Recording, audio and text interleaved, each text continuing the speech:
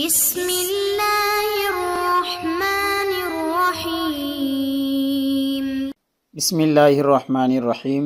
السلام علیکم ورحمۃ اللہ وبرکاتہ۔ امید ہے تمام طلباء خیر و عافیت سے ہوں گے۔ آج ہم سنن نسائی جلد اول کا سبق نمبر 49 پڑھنے جا رہے ہیں، اور اس سبق میں انشاءاللہ ہم باب الوضوء من مس الذکر کے حوالے سے تفصیلی گفتگو کریں گے۔ یعنی امام نسائی نے یہ باب باندھا ہے کہ الوضوء من مس الذکر، کہ شرمگاہ کو چھونے کی وجہ سے وضو واجب ہو جاتا ہے۔ تو نیا سبق شروع کرنے سے پہلے ہم گزشتہ سبق کا خلاصہ دیکھتے ہیں۔ پچھلے باب نمبر 117 میں ہم نے باب النعاس کے حوالے سے یہ مذکور عناوین جو ہیں ان پر گفتگو کی تھی۔ آج کے اس سبق میں انشاءاللہ ہم 118 نمبر باب الوضوء من مس الذکر کے حوالے سے درج ذیل عناوین پر گفتگو کریں گے۔ تو چلیے سب سے پہلے ہم حدیث مبارکہ دیکھتے ہیں، جسے امام نسائی نے باب الوضوء من مس الذکر کے تحت ذکر کیا ہے۔ وبہ قال اخبرنا ہارون بن عبد اللہ حدثنا معن انبأنا مالک والحارث بن مسکین قراءة علیہ وانا اسمع عن ابن القاسم قال حدثنا مالک عن عبد اللہ بن ابی بکر بن محمد بن عمرو بن حزم انه سمع عروة بن الزبیر يقول دخلت على مروان بن الحكم فذكرنا ما يكون منه الوضوء فقال مروان من مس الذكر الوضوء فقال عروة ما علمت ذلك فقال مروان اخبرتني بسرة بنت صفوان انها سمعت رسول الله صلى الله عليه وسلم يقول اذا مس احدكم ذكره فليتوضأ۔ چلیے ترجمہ دیکھتے ہیں۔ انہ سمع عروة بن الزبیر یقول، عروہ بن زبیر رحمہ اللہ فرماتے ہیں کہ دخلت علی مروان بن الحکم، میں مروان بن حکم کے پاس گیا، فذکرنا ما یکون منہ الوضوء، لہٰذا ہم نے آپس میں ان چیزوں کا ذکر کیا جن سے وضو واجب ہو جاتا ہے۔ فقال مروان نے کہا من مس الذکر الوضوء، کہ شرمگاہ کو چھونے سے بھی وضو واجب ہو جاتا ہے۔ فقال عروہ رحمہ اللہ فرماتے ہیں ما علمت ذالک، مجھے تو اس چیز کا علم نہیں ہے۔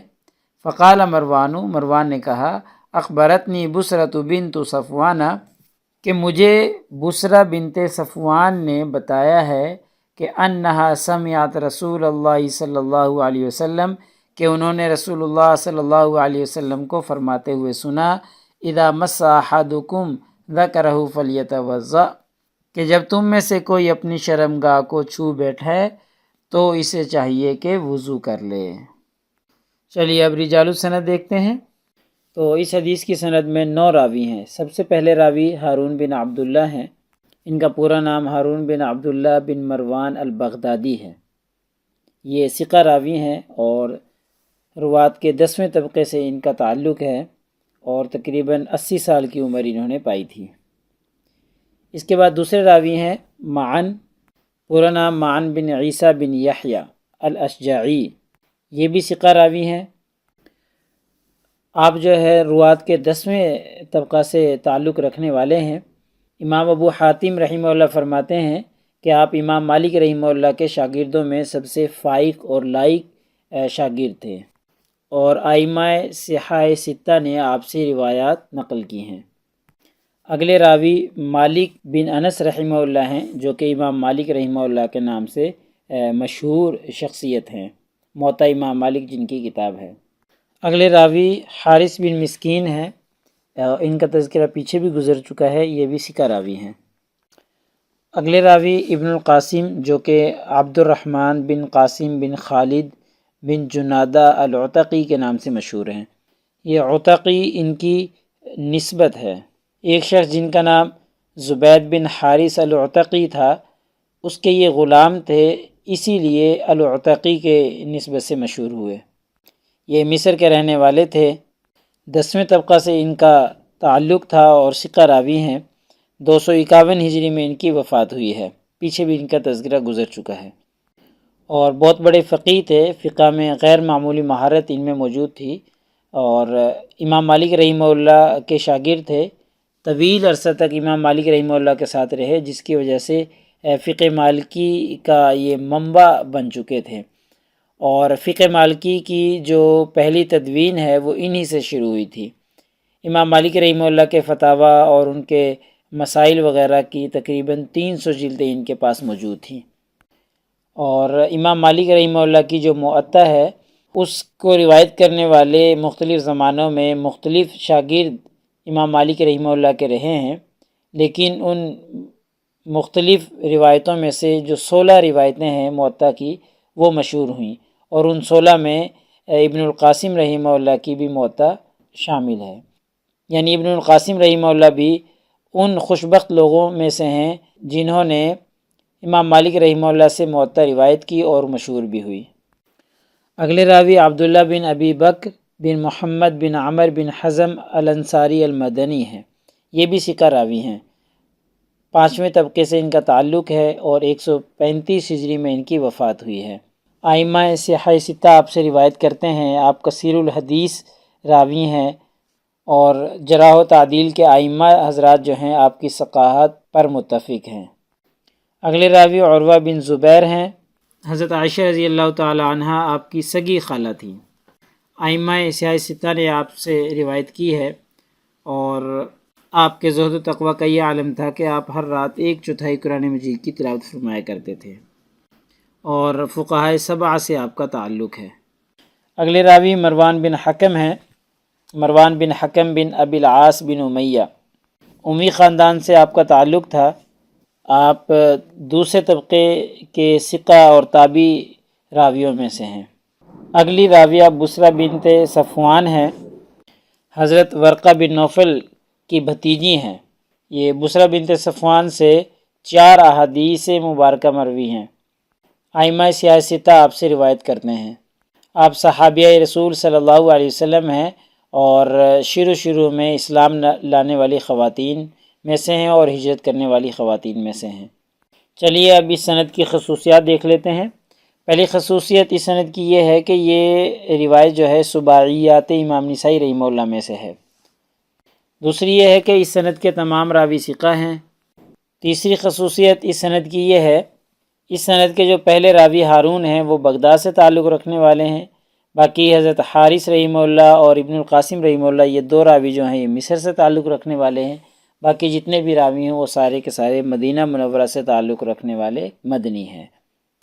اور ایک خصوصیت اس سند کی یہ ہے کہ اس سند میں یہ والحارث بن مسکین رحمہ اللہ قراءۃ علیہ وانا اسمع یہ موجود ہے۔ اس کا مطلب یہ ہے کہ امام نسائی رحمہ اللہ نے جب یہ حدیث مبارکہ سنی، اس وقت وہ اپنے استاد حضرت حارث بن مسکین رحمہ اللہ کے درس میں موجود تھے، اور ایسی جگہ موجود تھے کہ استاد حضرت حارث بن مسکین کی نظر ان پر نہیں پڑ رہی تھی، آپ کی نظروں سے امام نسائی اوجھل بیٹھے ہوئے تھے، کیونکہ حارث بن مسکین جو کہ استاد تھے اور امام نسائی رحمہ اللہ ان کے درمیان میں کچھ ناچاقی ہو چکی تھی، اس لیے امام نسائی رحمہ اللہ شیخ کے سامنے نہ بیٹھتے تھے۔ ایسی یہ خصوصیت اس سند کی یہ بھی ہے کہ سند میں الحارث بن مسکین رحمہ اللہ میں واو عاطفہ ہے، اور اس کا عطف جو ہے وہ ہارون بن عبداللہ پر پڑتا ہے۔ ایسے ہی سند میں 3 تابعین کرام موجود ہیں، حضرت عبداللہ، حضرت عروہ، حضرت مروان بن حکم رحمہ اللہ، یہ ایک دوسرے سے روایت کرتے ہیں۔ تو چلیے اب ہم مسائل الحدیث دیکھتے ہیں۔ تو اس حدیث مبارکہ میں جو مسئلہ ذکر کیا گیا ہے وہ ہے مس ذکر ناقض وضو ہے یا نہیں ہے۔ تو اس میں امام نسائی رحمہ اللہ کا جو رجحان ہے وہ تو اسی طرف ہے کہ مس ذکر شرم گاہ چاہے مرد کی ہو چاہے عورت کی ہو، اس کو چھونے سے وضو ٹوٹ جاتا ہے، وضو دوبارہ کرنا پڑتا ہے۔ یہی وجہ ہے کہ امام نسائی رحمہ اللہ نے ترجمۃ الباب قائم کیا ہے، باب الوضوء من مس ذکر، کہ شرمگاہ کو چھونے سے وضو واجب ہو جاتا ہے۔ ایسی اگلے جو ترجمۃ الباب ہے اس میں بھی حدیث لائے ہیں، اور اس سے پہلے بھی کتاب الغسل اور کتاب التیمم وغیرہ میں بھی باب الوضوء من مس ذکری کے نام سے انہوں نے ابواب قائم کیے ہیں۔ تو اس سے ان کے موقف کی ہمیں سمجھ میں آتی ہے کہ ان کا موقف اور ان کا رجحان اسی طرف ہے کہ مس ذکر جو ہے وہ ناقض وضو ہے۔ باقی رہی کہ شرمگاہ جو ہے وہ اگلی ہو یا پچھلی ہو، مرد کی ہو یا عورت کی ہو، اس کو چھونے سے وضو ٹوٹتا ہے یا نہیں ٹوٹتا، اس کے بارے میں فقہاء کرام کے مختلف نظریات ہیں۔ تو جن میں سب سے پہلے احناف ہیں۔ احناف کے نزدیک جو ہے وہ شرمگاہ کو چھونے سے وضو نہیں ٹوٹتا، چاہے کسی بھی حالت میں چھوئے، کپڑے کے ساتھ چھوئے، بغیر کپڑے کے چھوئے، شہوت کے ساتھ چھوئے، بغیر شہوت کے چھوئے، کسی بھی صورت، مرد کی ہو عورت کی ہو، تو کسی بھی صورت میں وضو نہیں ٹوٹتا۔ اگلا مسلک جو ہے وہ شافعی اور حنبلیہ کا ہے۔ ان فقہا کے نزدیک شرمگاہ کو چھونے سے وضو ٹوٹ جاتا ہے، وہ چاہے عضو تناسل ہو یا مقعد ہو، مرد کی شرمگاہ ہو یا عورت کی ہو، اپنی شرمگاہ ہو، اپنا عضو ہو یا کسی دوسرے کا ہو، بچے کا ہو یا بڑے کا ہو، ایسے ہی زندہ کا ہو یا مردہ کا ہو، کسی کا بھی ہو، شافعی اور حنبلیہ کے نزدیک جو ہے وہ مس ذکر ناقض وضو ہے۔ البتہ فرق اتنا ہے کہ شافعیہ کے نزدیک یہ شرط ہے کہ مس ذکر جو ہے وہ ہاتھ کے اندرونی حصے سے ہو، ہتھیلی والی سائیڈ سے ہو، تو پھر ناقض وضو ہوگا۔ اگر دوسری طرف سے ہوگا تو پھر ناقض وضو شافعیہ کے نزدیک نہیں ہوگا۔